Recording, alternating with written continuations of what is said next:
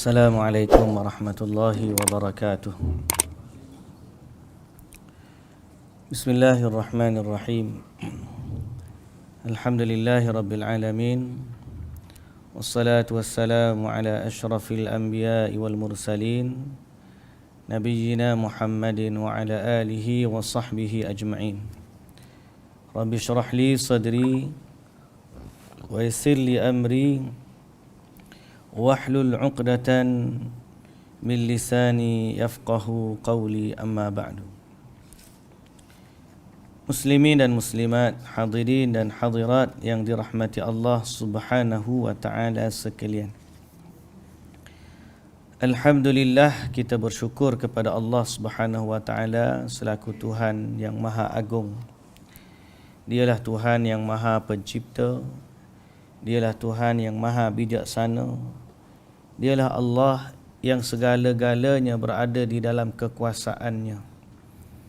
Selawat dan salam ke atas Nabi junjungan kita Nabi Muhammad sallallahu alaihi wasallam, juga atas ahli keluarga baginda, para sahabatnya dan para pengikutnya yang setia sehinggalah ke hari kiamat. Alhamdulillah, alhamdulillah, thumma alhamdulillah. Syukur juga kepada Allah Subhanahu wa taala kerana pada malam ini kita dapat kembali menyambung siri bacaan kita dalam Kitab Tauhid. Kitab dalam soal membina keyakinan akidah kita dalam usaha mengesakan Allah Subhanahu wa taala. Kerana kita dituntut dalam agama ini untuk mentauhidkan Allah Subhanahu wa taala. Okey, dan kita kata la ilaha illallah wahdahu la syarikalah. Lahul mulku wa lahul hamdu wa huwa ala kulli syai'in qadir. Tauhid. Dan bila kita pergi ke Mekah, kita kata labbaik Allahumma labbaik, labbaik la syarika laka labbaik.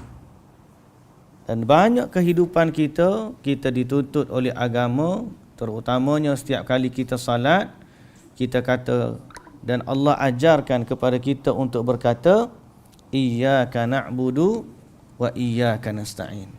Hanya kepadamu ya Allah kami menyembah, dan hanya kepadamu ya Allah kami meminta pertolongan. Jadi tauhid ni, mengesakan Allah ni adalah tujuan yang paling utama kita dijadikan oleh Allah Subhanahu wa taala.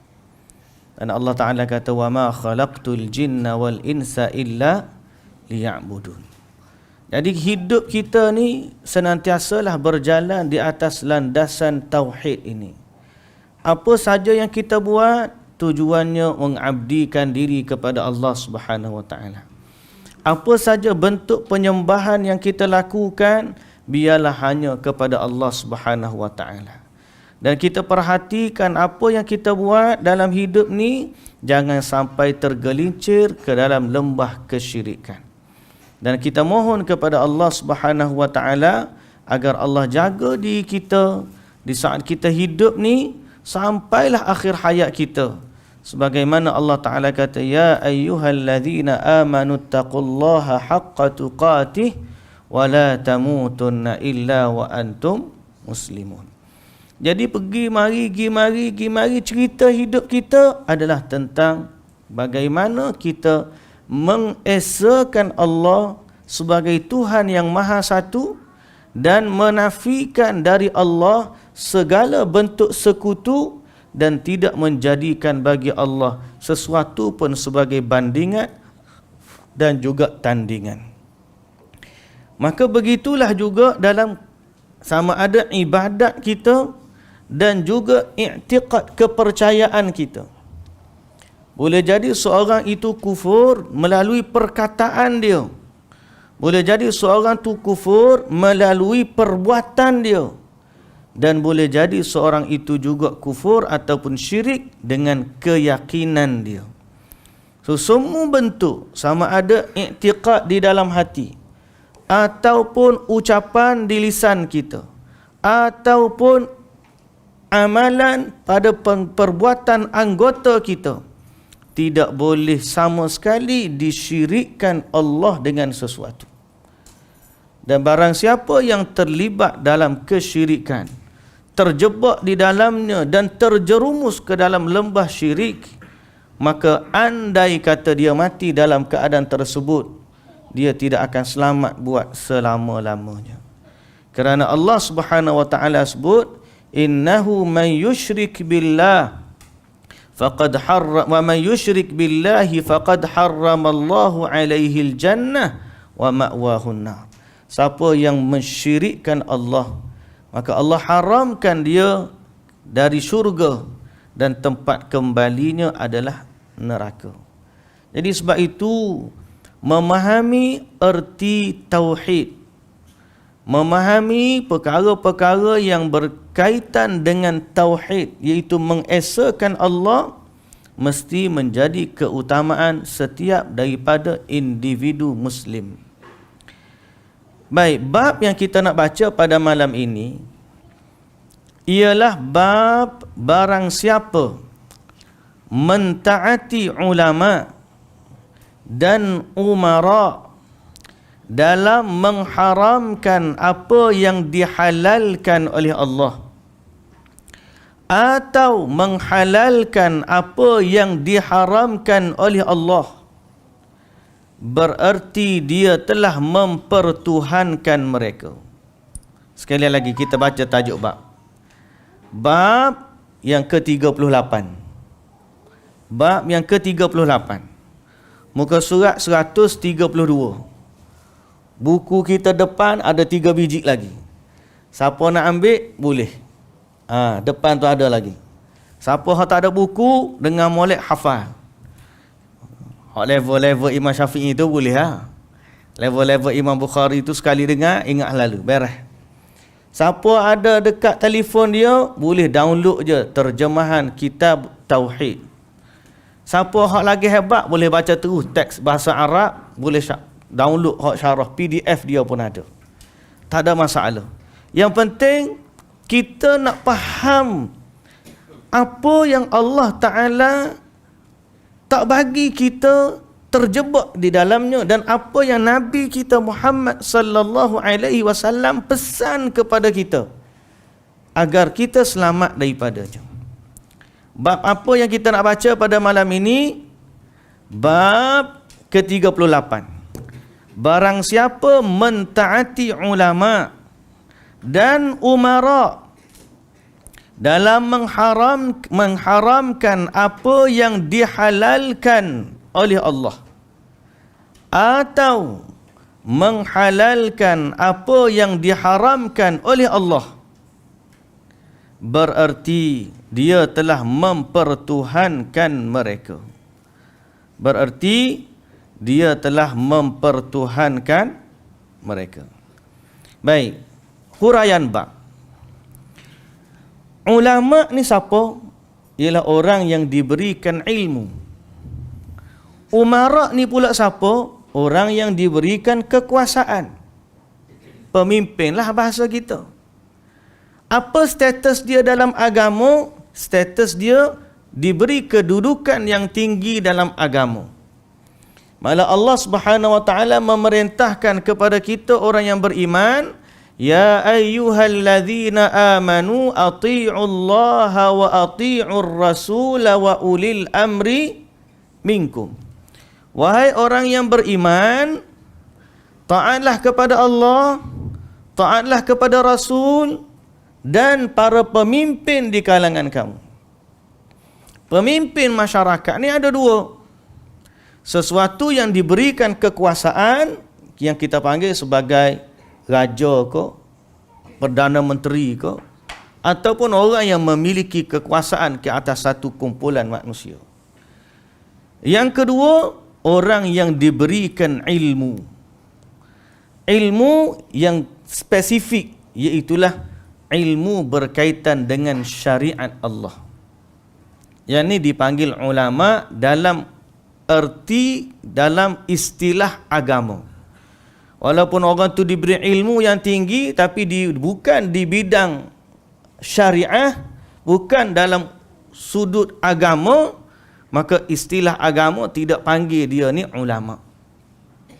Okey, mungkin dia panggil sebarang ahli kimia, ahli sekian, ahli, tapi dari sudut ulama yang dimaksudkan orang yang ada keilmuan dalam sudut agama. Okey.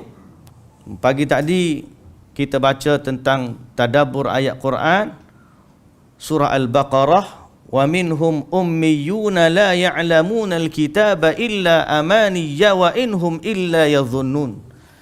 Ada di kalangan orang-orang Yahudi atau ahli kitab, mereka ni ummi, tak tahu apa. Ummi, buta huruf. Buta huruf pada apa? Buta huruf pada kitab mereka. Jadi ada orang mungkin ilmu dia tinggi dari sudut bidang-bidang pengajian dia. Mungkin dia engineer, mungkin dia doktor ni siapa pekat, doktor pakar, gaji puluh-puluh ribu, ratus ribu sebulan. Tapi dalam bab agama dia ummi, dia tak erti baca Quran, dia tak tahu tentang hukum hakam, boleh jadi. Jadi dari sudut agama mereka tidak dinilai sebagai ulama. Yang maksud ulama di sini ialah golongan-golongan yang ada keilmuan dalam bab agama. Baik. Jadi mereka ni dari sudut agama Allah Ta'ala memang perintah kita supaya taat. Ya ayyuhallazina amanu ati'ullaha wa ati'ur rasul wa ulil amri minkum. Tapi ketaatan kepada mereka bergantung kepada ketaatan kepada Allah. Maknanya kita diwajibkan mentaati mereka selama mana mereka mentaati Allah ataupun selama mana perintah itu tidak bertentangan dengan perintah Allah. Boleh faham? Tiba-tiba pemimpin ataupun ulama itu menghalalkan apa yang Allah haramkan. Allah kata haram, dia pergi kata halal. Atau sebaliknya, mengharamkan apa yang Allah halalkan. Allah kata halal, dia pergi kata haram. Lalu ada orang taat kepada, dia dah jadi pisah dah.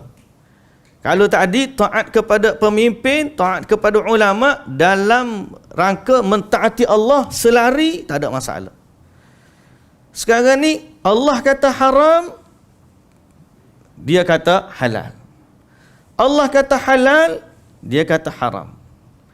Lalu orang bawah ni di saat dia mentaati pemimpin atau ulama yang menghalalkan apa yang Allah haramkan atau sebaliknya mengharamkan apa yang Allah halalkan, berarti dia telah menjadikan ulama dan umara ini setanding dengan Allah.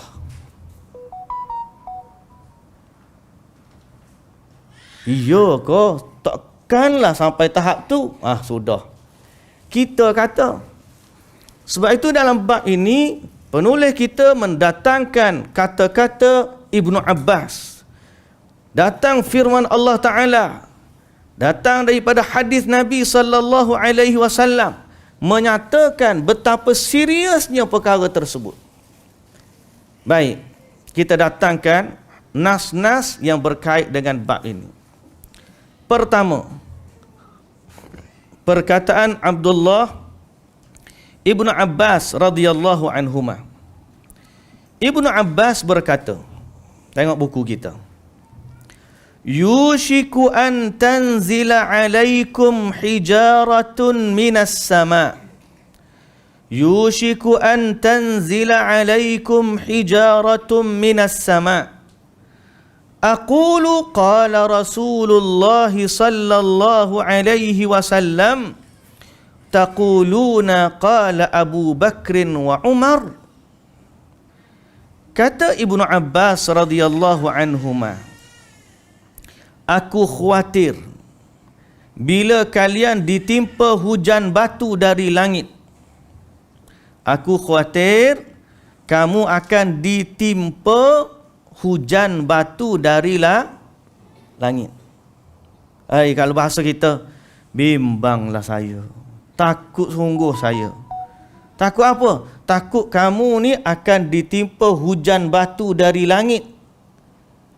Apa maksud ditimpa hujan batu dari langit? Bukan hujan ais tu. Hujan batu yang dimaksudkan adalah bala bencana dari Allah. Kerana murkanya Allah kepada sesuatu kaum itu. Yang Ibnu Abbas takut ni ialah ditimpakan bala bencana. Aku takut ditimpakan hujan batu dari langit ke atas kamu. Sebab apa? Aku menuturkan Rasulullah sallallahu alaihi wasallam telah bersabda, tetapi kalian malah mengatakan, berkata Abu Bakar dan juga Umar. Apa maksud dia? Ibnu Abbas radhiyallahu anhuma ni sahabat. Sahabat yang faham apa erti mentaati Allah, mengikut panduan Rasulullah sallallahu alaihi wasallam. Jadi Ibnu Abbas bila mengajar kepada orang, dia akan kata Rasulullah kata macam ni, Rasulullah kata macam ni, hadis sebut lagu ni. Dia mengajarkan kepada orang apa yang Rasulullah sallallahu alaihi wasallam ajar. Dan apabila Rasulullah ajar, dia merupakan wahyu dari Allah. Tiba-tiba bila Ibnu Abbas ajar macam tu, ada orang tolak perkataan Nabi, dia berhujah dengan perkataan Abu Bakar dan juga Umar. Tak apalah, hak ni hak Nabi. Aku nak ambil perkataan Abu Bakar dan juga Umar. Tak nak pakai Nabi, nak pakai Abu Bakar dan Umar. Ibnu Abbas kata, aku takut sekiranya kamu buat macam tu, kamu akan ditimpa bala oleh Allah Subhanahu wa taala. Ibnu Abbas kata ni, muslimin dan muslimat yang dirahmati Allah, dalam bab mubalaghah. Padahal Abu Bakar dan Umar, semua kita tahu adalah sahabat yang paling mulia dan tidak ada pun percanggahan dia dengan Rasulullah sallallahu alaihi wasallam. Apa yang Abu Bakar buat adalah sama dengan hak Rasulullah sallallahu alaihi wasallam ajar. Dalam keadaan Abu Bakar tu semulia-mulia umat, tetap saja Ibnu Abbas tak bagi seseorang mendahulukan perkataan Abu Bakar dan juga Umar di atas perkataan Rasulullah sallallahu alaihi wasallam. Sebab apa? Sebab Rasulullah itu utusan Allah. Lain daripada Rasulullah, tak ada siapa pun yang menerima wahyu dan tidak ada seorang pun yang layak dibandingkan dengan Rasulullah sallallahu alaihi wasallam. Boleh faham? Imam Ahmad pula kata macam mana? Imam Ahmad kata, aku merasa hairan dengan orang-orang yang tahu tentang isnad hadis dan kesahihannya, tetapi mereka menjadikan pendapat Sufyan Ats-Tsauri sebagai acuannya. Padahal Allah telah berfirman, فَلْيَحْذَرِ الَّذِينَ يُخَالِفُونَ عَنْ أَمْرِهِ أَنْ تُصِيبَهُمْ فِتْنَةٌ أَوْ يُصِيبَهُمْ عَذَابٌ أَلِيمٌ. Maksudnya, hendaklah orang-orang yang menyalahi perintahnya itu takut akan ditimpa fitnah atau ditimpa siksa yang pedih. Surah Al-Bara'ah, yakni At-Taubah ayat 31. Surah ni menyatakan kepada kita, Allah memberi peringatan kepada orang yang menyelisihi perintah Nabi. Takut-takut kalau mereka buat begitu, mereka akan ditimpa dengan bala bencana. Bila buat sesuatu yang menyelisihi Nabi, maka akan datanglah bala bencana. Sebab Nabi kerja dia, bila dia ajak kepada sesuatu, adalah mengajak kepada mentauhidkan Allah Subhanahu wa ta'ala. Apa yang Nabi halalkan, berarti Allah memerintahkan Nabi supaya halalkan. Supaya sampaikan kepada umat benda ni halal. Apa yang Nabi kata haram, berarti Allah yang sampaikan kepada Nabi, sampaikan kepada umat bahawa benda ni haram. Nabi ni hanya menyampaikan risalah. Utusan Allah, dia kerja dia macam tu. Jadi siapa yang taat kepada Nabi, berarti dia taat kepada Allah. Tiba-tiba dia mentaati orang lain lebih daripada Nabi, samalah seperti dia seolah-olah dia mengangkat sesuatu setanding dengan Allah Subhanahu wa taala. Mana bukti dia lagi? Bukti dia dalam hadis yang jelas, ni kita baca lagi. Tapi hak kita baca sekarang ni jelas kepada kita perintah dari agama supaya tidak berselisih dengan nas agama. Nas ni apa? Quran kata apa, Nabi kata apa, buat seperti mana yang diperintahkan, jangan berselisih. Ini ayat dia. Walaupun pada pandangan kita atau pada pandangan seseorang perkara itu baik. Ni yang bahaya ni, panggil apa? Benda baik, apa salahnya? Banyak orang kata benda baik, apa salahnya?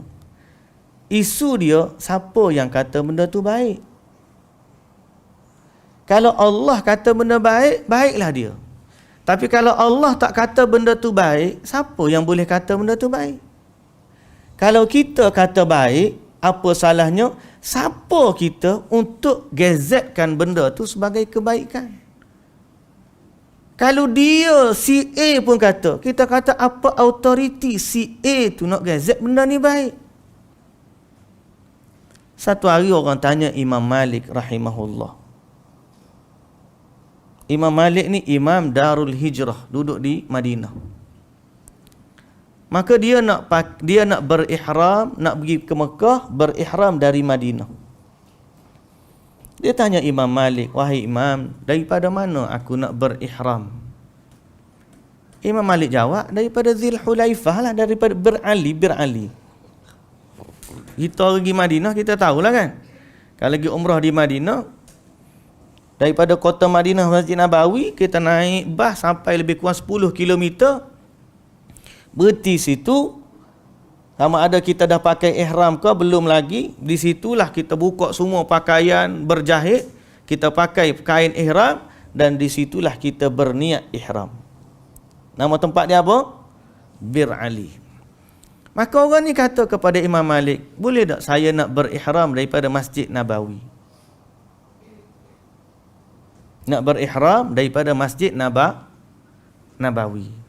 Mana kalau kita sebenarnya Madinah dekat sini, Mekah dekat sini, miqat dekat sini, dia kata Nabi, Imam Malik jawab, sini Bir-Ali.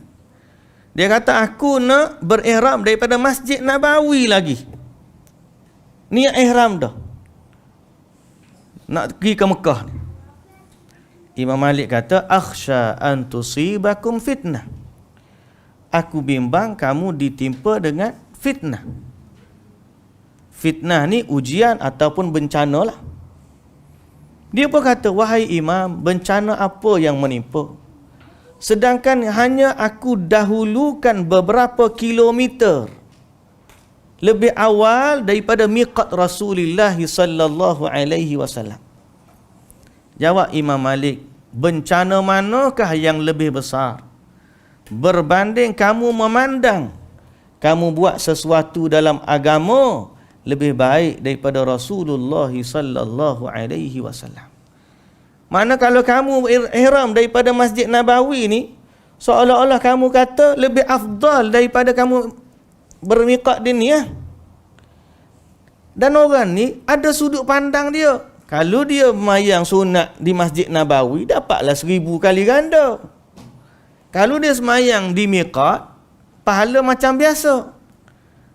Ada tak sudut pandang dia nak mengutamakan Masjid Nabawi? Ada. Tapi dalam agama bukan kira pandangan kita. Agama dikira apa yang Nabi kita Muhammad sallallahu alaihi wasallam ajarkan kepada kita. Siapa kita untuk menyaingi baginda Nabi sallallahu alaihi wasallam dalam menetapkan sesuatu amalan dalam agama? Kita tak ada autoriti. Siapa pun tak ada autoriti. Even Abu Bakar dan Umar pun tak ada autoriti dalam bab ni.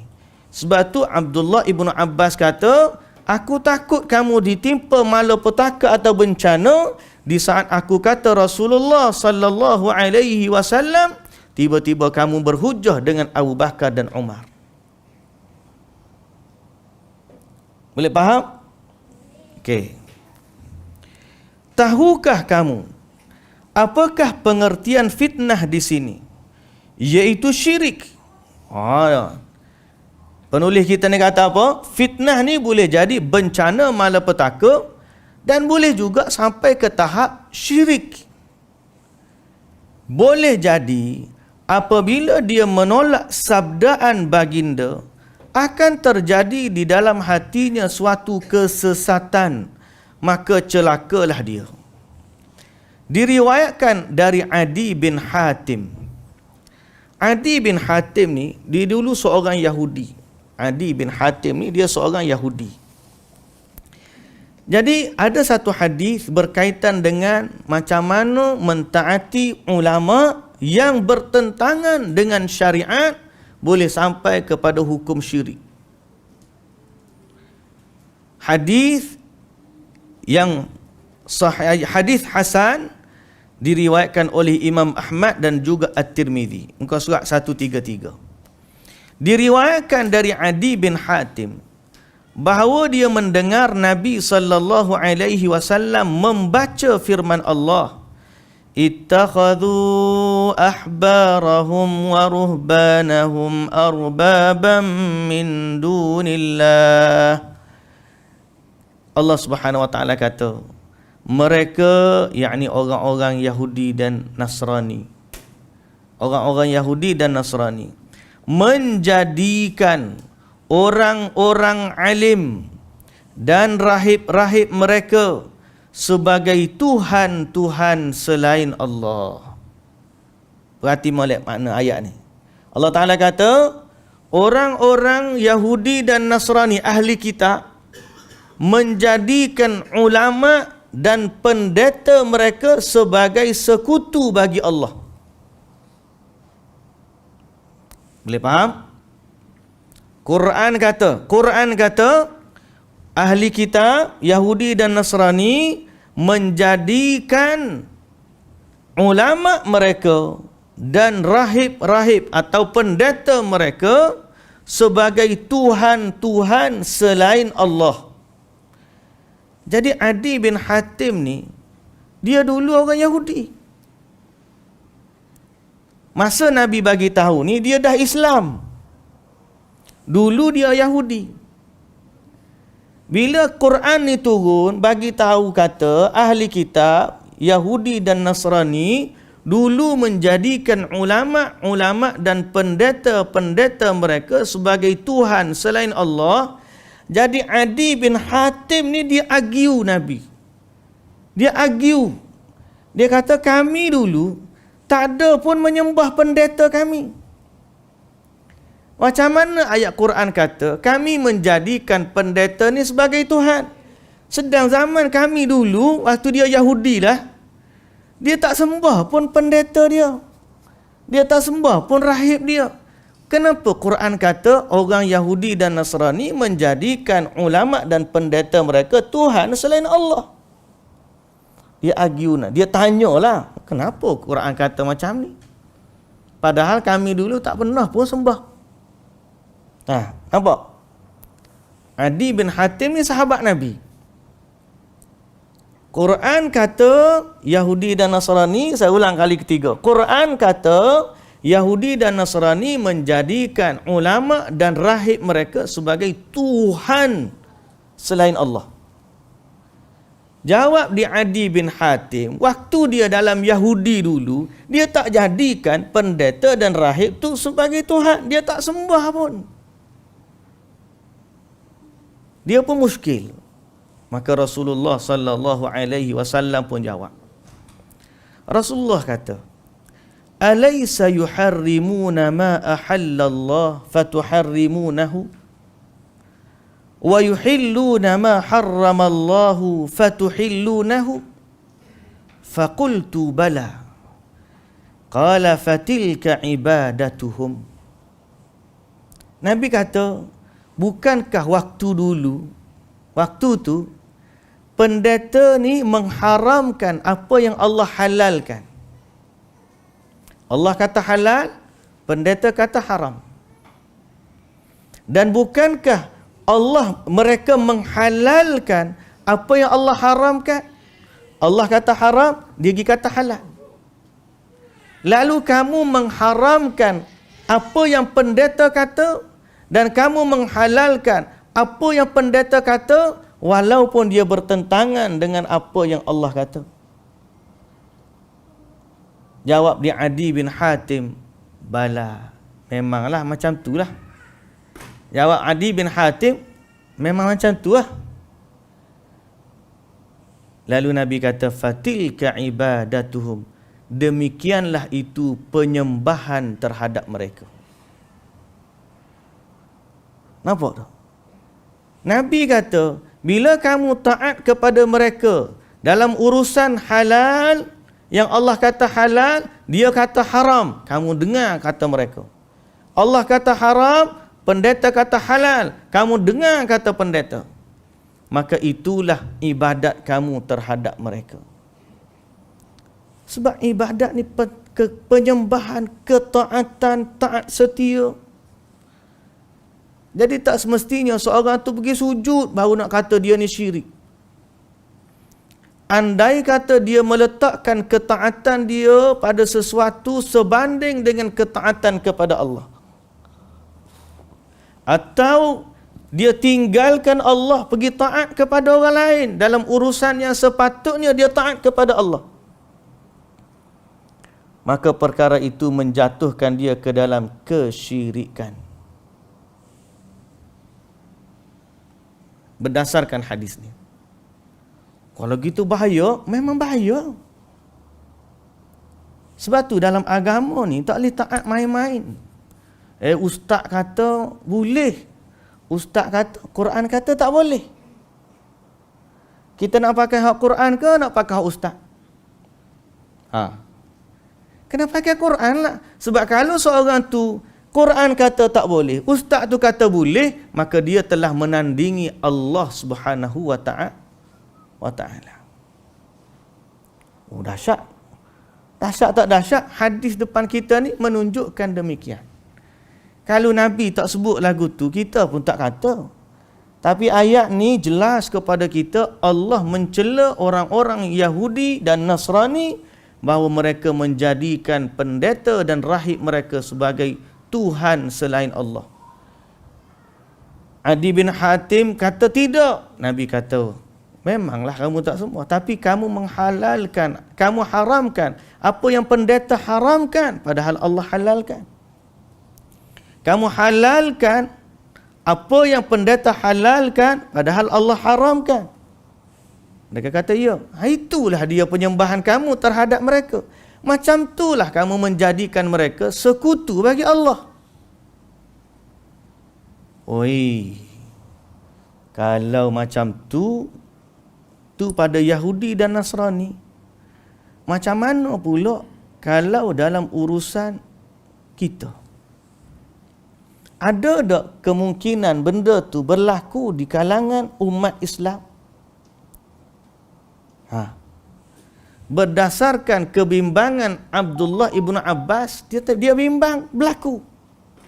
Malah dia bimbang berlaku dengan Abu Bakar dan Umar. Allah kata macam, Nabi kata macam ni, kamu pergi pakai Abu Bakar, kamu pakai Umar, kamu tinggal Nabi. Takut Ibnu Abbas. Zaman kita ada pula orang tu kata, kalau Nabi ke kanan, Tok Guru pergi ke kiri, kita ikut kiri pasal Tok Guru tahu macam mana. La ilaha illallah. Ada tak benda tu berlaku dalam masyarakat? Jawapan dia ada. Jadi muslimin dan muslimat yang dirahmati Allah Subhanahu wa taala sekalian, dalam soal halal haram ni, ada dua lah kita kata. Satu, benda yang haram, Tuhan kata haram, dia menghalalkan. Kadang-kadang dia halalkan dalam bentuk nama. Halalkan dalam bentuk nama. Dia tukar nama. Dulu nama riba, dia pun tukar nama bunga. Nampak comel sikit bunga, tak nampak riba. Last sekali dia kata tak apa. Dulu nama dia khamar, arak. Dia tukar nama jadi apa? Jenis kau berapa nama dia? Nama whisky kau, champagne kau, ikutlah nama Arab belakalah. Dia tukar nama. Zina ditukar jadi pergaulan bebas. Lalu dia kata tak apa, tak salah pun kita pergaulan bebas. Ini adalah satu bentuk gaya hidup zaman moden. Dia menghalalkan apa yang Allah haramkan. Maka orang pun kata, betul, boleh. Siapa yang kata tak boleh tu kolok tu, itu Islam zaman dulu. Zaman sekarang Islam boleh belaka. Maka orang tu menjadikan orang yang berkata itu setanding dengan Tuhan.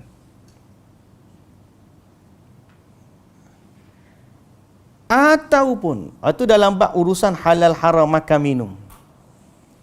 Ataupun dalam bab perbuatan.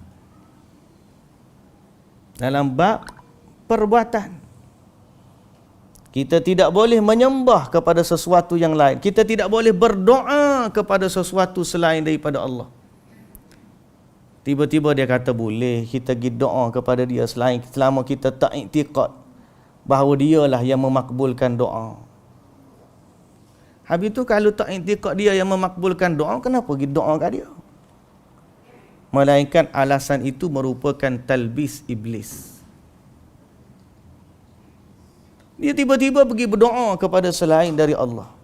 Dia kata kita tak minta, kita tahu dia tak ada kuasa, cuma samalah kalau macam tu orang dulu sembah berhala, dia tahu sangat patung. Tapi kenapa dia menghadap kepada berhala, minta tolong dengan berhala? Dia menganggap patung berhala itu perantara antara mereka dengan Allah. Boleh ke tak boleh? Tak boleh. Sebab Allah melarang perbuatan tersebut. Siapa yang kata boleh, maka dia telah menghalalkan apa yang Allah haramkan. Dan begitulah juga dalam bab ibadat yang tidak ada dalam agama. Tiba-tiba diada-adakan, lalu orang taat kepada yang mereka-reka agama itu. Seakan-akan wujud agama baru dalam agama Islam. Maka dia telah menjadikan orang itu memiliki autoriti mencipta agama setanding dengan Allah Subhanahu wa taala. Sebab tu dalam agama ni tuan-tuan, jelas kepada kita apa yang kita kena jadi ialah sami'na wa ata'na. Dengar dan taat. Apa yang Allah Ta'ala kata, kita buat. Apa yang Allah Ta'ala larang, kita tinggal. Apa yang Allah Ta'ala tak kata, kita tak kata. Kita bimbang, Allah Ta'ala cela dalam Quran, wa an taqulu 'ala Allahi ma la ta'lamun. Takut-takut kamu berkata, kamu berdusta atas nama Allah sedang kamu tidak mengetahui. Dan Allah Ta'ala menempelak dalam ayat lain, am lahum syuraka'u syara'u lahum minad dini ma lam ya'zam bihillah. Apakah mereka memiliki sekutu-sekutu yang mensyariatkan agama pada sesuatu yang tidak diizinkan oleh Allah.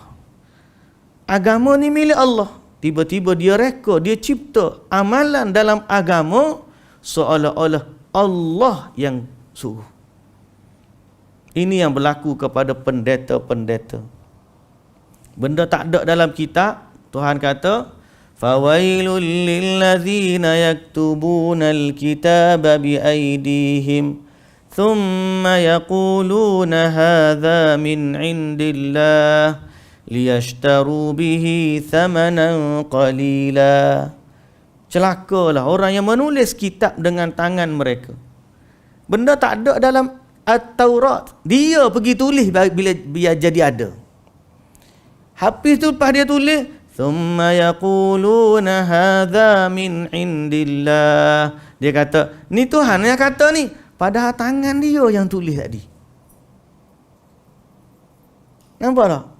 Benda tak ada dalam agama dia. Dia buat biar jadi ada.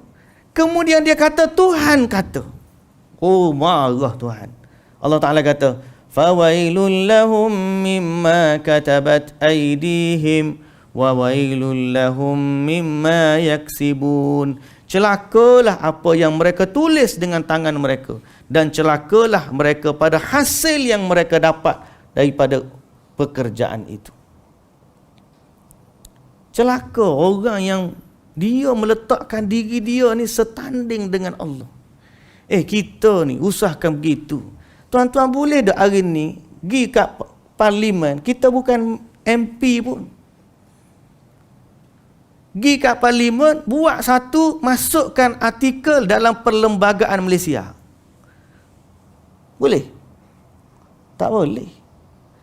Usahakan MP tak cukup 2/3 pun tak boleh nak buat.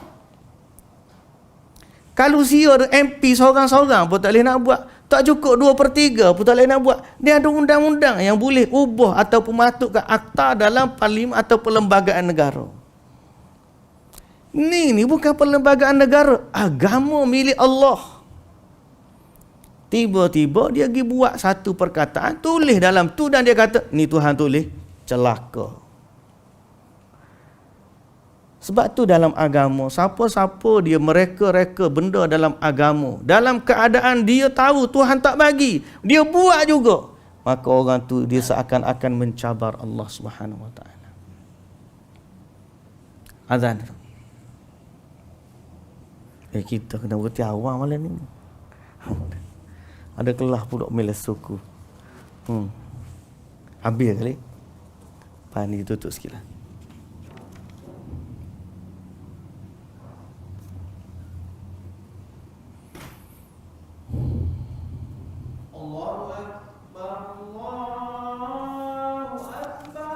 Allah.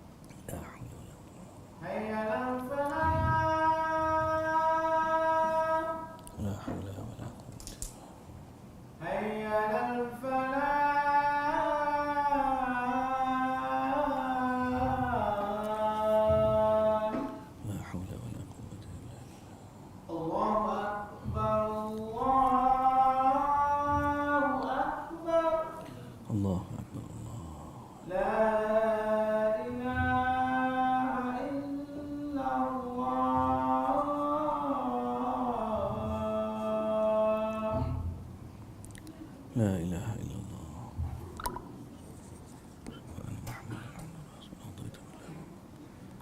Wa bil Islam dina.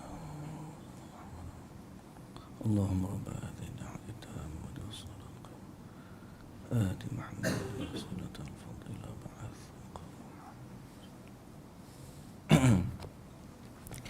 Baik muslimin dan muslimat yang dirahmati Allah, kita baca sedikit daripada faedahnya. Okey. Pertama, kandungan bab ini ada tafsir ayat pada surah An-Nur yang kita bacakan tadi, dan surat tafsir pada surah Al-Bara'ah, surah Taubah. Dan kemudian perlu diperhatikan erti ibadah yang sebelumnya diingkari oleh Adi. Jadi Adi bin Hatim mengingkari bahawa orang-orang Yahudi dan Nasrani tak pernah pun menyembah. Tapi Nabi menjelaskan, ibadat ni bukan sekadar pergi sujud saja. Ibadat ni kalau kamu taat sesuatu yang bertentangan dengan perintah Allah, berarti kamu mendahulukan selain daripada Allah, maka itu juga termasuk ibadat. Maknanya itu juga termasuk penyembah. Kamu tak sujud pada dia, tapi kamu taat kepada dia sehingga melampaui apa yang Allah Ta'ala perintahkan, maka itu juga bentuk penyembahan kamu. Nabi jelaskan kepada Adi bin Hatim. Contoh kes yang dikemukakan oleh Ibn Abbas dengan menyebut Abu Bakar dan Umar, yang kemudian oleh Imam Ahmad bin Hanbal dengan menyebut Sufyan. Jadi contohnya, kalau siapa-siapa memuliakan Abu Bakar, Umar lebih daripada Nabi, itu juga tak boleh. Tapi Sufyan Ats-Tsauri, ulama besar, itu juga tak boleh. Apatah lagi orang-orang yang lagi rendah daripada darjat dan kedudukan mereka. Poin nombor 5. Hal tersebut telah berkembang sedemikian rupa sehingga terjadi pada kebanyakan orang penyembahan orang-orang saleh yang dianggap sebagai amal afdal dan dipercayai sebagai wali. Sudah. Mari istilah wali. Zaman lah ni dia popularkan istilah wali. Wali begini, wali begitu. Nabi tak kata tu, Quran tak kata. Bagi dia wali tu lebih besar daripada Nabi. Siapa yang menganggap begitu, dia telah mensyirikkan Allah dengan wali. Berdasarkan hadis Nabi tadi, Nabi kata pendeta dengan rahib tu. Jadi siapa yang letak kedudukan wali ni sama dengan Nabi, ataupun sampai menghalalkan yang Tuhan kata haram, yang Tuhan kata halal dia kata haram, lalu dia atas nama wali dia ikut orang ni, maka dia telah terjebak dalam kesyirikan. Wal'iyadzu billah. Ni berdasarkan hadis yang Nabi sebut tadi. Sebagai wali yang dapat mendatangkan suatu manfaat atau menjauhkan suatu bencana, serta penyembahan orang-orang alim melalui ilmu, pengetahuan dan fiqh dengan diikuti apa saja yang mereka katakan, baik sesuai dengan firman Allah dan sabda Rasulnya ataupun tidak. Kita macam mana kaedah dia? Kita beriman kepada Allah dan Rasul, kita taat kepada para pemimpin, dan kita berusaha melalui mereka mentaati Allah dan Rasul. Sekiranya mereka bawa kita kepada Allah dan Rasul, kita ikut mereka. Sekiranya mereka bawa kepada jalan yang bertentangan dengan Allah dan Rasul, maka kita tinggalkan mereka. Sebaliknya, kita cari ulama yang boleh menyampaikan kita kepada Allah dan Rasul. Nak cari sendiri, mungkin jalan kita tak jumpa. Kita carilah para ulama. Tapi cari ulama mana? Ulama yang menyampaikan kita kepada Allah dan Rasul. Bukan ulama yang memesongkan kita. Mari, ni, Tok Guru saya kata lagu ni. Quran kata lain ustaz. Tak apa, hak ni hak Tok Guru kata. Kena ikut hak ni. Itu dia panggil taklid buta tu. Taklid buta ni jelas-jelas tu bertentangan dengan Quran dan Sunnah. Tetap juga nak ikut. Yang tu bahaya. Hal ini pun kemudian berkembang lebih parah lagi, sehingga disembah pula orang-orang yang tidak saleh. La ilaha illallah. Mula-mula Abu Bakar, Ibnu Abbas tak bagi dah. Berkembang-kembang siapa tidak Abu Bakar pun, orang-orang saleh pun diangkat kedudukan dia. Mari zaman kita lebih parah lagi. Bukan setakat orang saleh, orang tak saleh pun dianggap wali. Orang gila, tak pakai baju, pakai seluar pendek. gila tepi jalan. Orang kata, oh dia ni wali ni. Dia ambil pula orang gila tadi, dimuliakan. Sehingga apa saja orang gila tu kata, biarpun bertentangan dengan Quran dan Sunnah, dia pakai orang gila tu atas nama wali. Jadi itu lagi parah daripada yang awal. Ini maksud buku ni, pengarang kita ni. Sehingga disembah pula orang-orang yang tidak saleh dengan dipercayai sebagai wali, meskipun perbuatannya melanggar perintah Allah dan Rasulnya. Dan disembah juga orang-orang bodoh yang tidak berilmu dengan dipatuhi apa saja pendapatnya, bahkan bid'ah dan syirik yang mereka lakukan juga diikuti. Atas nama wali, orang tu buat apa saja, dia langgar habis, dia pun ikutlah atas nama wali. Semua ini menjerumuskan kepada mentaati seseorang selain daripada Allah, yang boleh diatur kepada hukum seperti yang Nabi kata kepada Yahudi dan Nasrani berdasarkan ayat dalam surah At-Taubah yang kita bacakan sekejap tadi.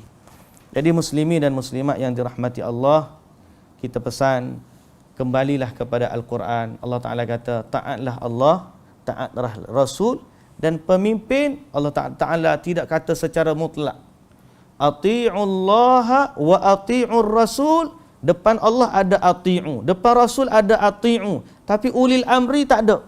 Ati'ullaha wa ati'ur rasula wa ulil amri minkum.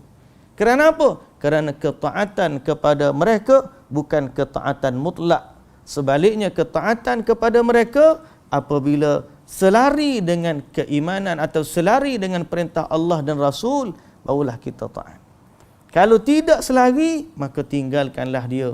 Carilah ulama-ulama lain yang lebih ramai, yang banyak lagi, terutamanya ulama-ulama generasi salaf, yang mana mereka berusaha untuk mendekatkan kita kepada nas-nas Al-Quran dan juga sunnah Rasulullah sallallahu alaihi wasallam. Baik muslimin dan muslimat, perkara ini berlaku dalam bab fiqh, berlaku juga dalam bab akidah, dan berlaku juga dalam bab muamalah. Yang penting kita jadi hamba yang taat kepada Allah dengan kita kata sami'na wa ata'na. Adapun selain daripada Allah, tidak ada ketaatan. Selain daripada Allah dan Rasul, tidak ada ketaatan mutlak, melainkan kita berpegang kepada apa yang disabdakan oleh Rasulullah sallallahu alaihi wasallam. Sekadar itulah yang kita dapat sebut pada malam ini. Apa yang baik dari Allah Subhanahu wa taala, yang tidak baik dari kelemahan saya sendiri. Wallahu taala alam. Subhanakallahumma wa bihamdika asyhadu an la ilaha illa anta astaghfiruka wa atubu ilaik. Aqulu qawli hadza wa astaghfirullahal azim li wa lakum. Assalamu alaikum warahmatullahi wabarakatuh.